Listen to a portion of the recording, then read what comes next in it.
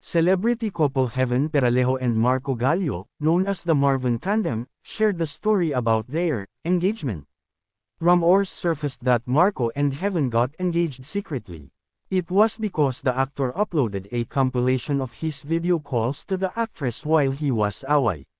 Netizens noticed that Heaven's name on Marco's phone was "fiancé" with a red heart emoji. Talent manager vlogger Oji Diaz shared that he asked Heaven about this. The actress said that it was their term of endearment for each other.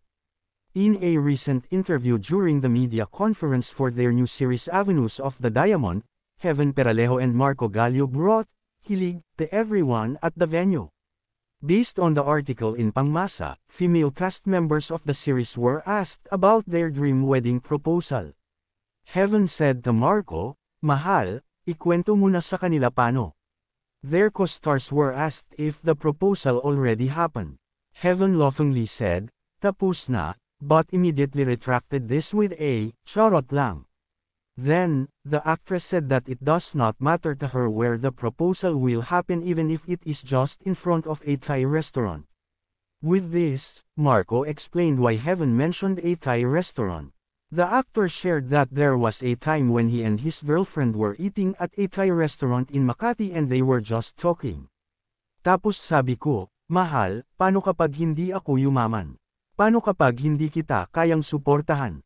Paano kapag hindi matutupad yung mga pangarap natin? Kung sakto lang yung kita ko at hindi ko makuha yung magandang ring or basta magandang singsing.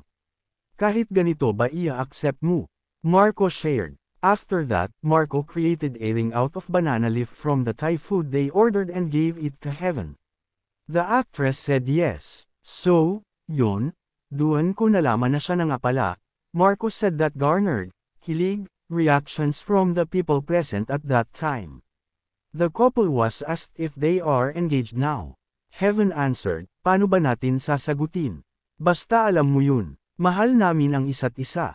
Yun lang po yun. And you know, if we have any news or like, sasabihan namin kayo."